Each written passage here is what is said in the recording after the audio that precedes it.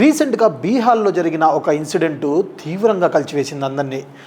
బీహార్‌లోని భోజ్పూర్ జిల్లా షాపూర్‌కు చెందిన భరత్ భూషణ్ తివారీ. ఈయన డిగ్రీ చదువుకుంటున్నాడు. డిగ్రీ చదువుకుంటూ ప్రజలకి సేవలు చేయాలని చెప్పి ప్రజల సమస్యలను ఎత్తి చూపుతూ ఇప్పుడు బీహార్‌లో కొంతమంది వరదలు వచ్చినప్పుడు కానీ లేదా వాళ్ళకి రాజకీయ నాయకులు వాళ్ళు కొన్ని హామీలు ఇచ్చినవి చేయనివి కానీ ఇలాంటి వాటి మీద ఆయన ప్రశ్నిస్తుంటాడు. ప్రతి ఒక్కరికి పని చేయకపోతే ఆయన స్వయాన వెళ్ళి వాళ్ళతో వాగ్వాదాలు వేసుకొని కూడా ఆయన పని చేయించేవాడు.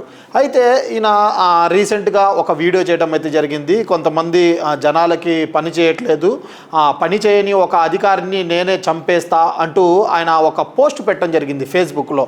అప్పుడు ఆ పోస్ట్ పెట్టుకునేటప్పుడు ఆయన చేతిలో ఒక గన్ను కూడా ఉంది.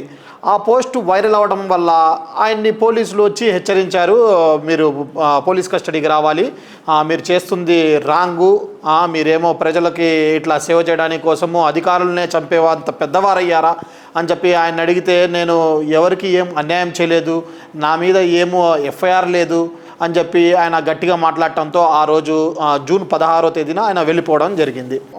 17వ తారీఖు అనుకుంటా, 17వ తారీఖు మళ్ళీ ఆయన రావడం జరిగింది. పోలీసులేమో ఒక 2-3 బృందాలు ఏర్పడి అక్కడ వాళ్ళ ఇంటిని రౌండప్ చేయడం జరిగింది. రౌండప్ చేరికి మీరు లొంగిపోవాలి అని చెప్పి చెప్తే, సరే నేను లొంగిపోతానని చెప్పి ఆయన చేతిలో ఉన్న పిస్తల్ కూడా పోలీసు వాళ్ళ ఎదుట ఆయన విసిరేసి ఆయన లొంగిపోతుంటే వాళ్ళు ఎన్కౌంటర్ చేశారు పోలీసులు.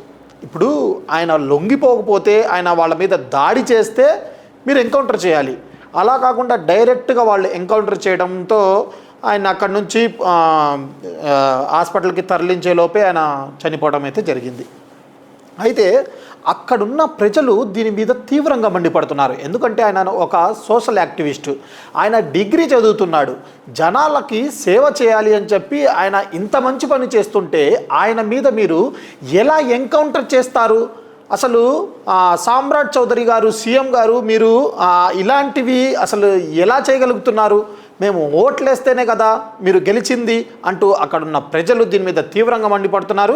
అదికాక ఆయన చనిపోయిన తర్వాత ఆయన్ని పూడ్చిపెట్టడానికి వెళ్ళేటప్పుడు అక్కడ వేల మంది అసలు తరలి వచ్చారు. అసలు మనం ఎక్కడో సినిమాల్లో వాటిలో చూస్తుంటాం, ఒక మనిషి చనిపోతే 100 మంది 1000 మంది వచ్చినట్టు ఈ మనిషిని చివరి సమయంలో చూడటానికి, చివరాఖరి చూడటానికి పక్కన ఊళ్ళందరూ వేలల్లో తరలి వచ్చి అక్కడ ఆ పోలీసులు వస్తే పోలీసుల మీద కూడా ఎదురుదాడిగా వచ్చేయడం జరిగింది.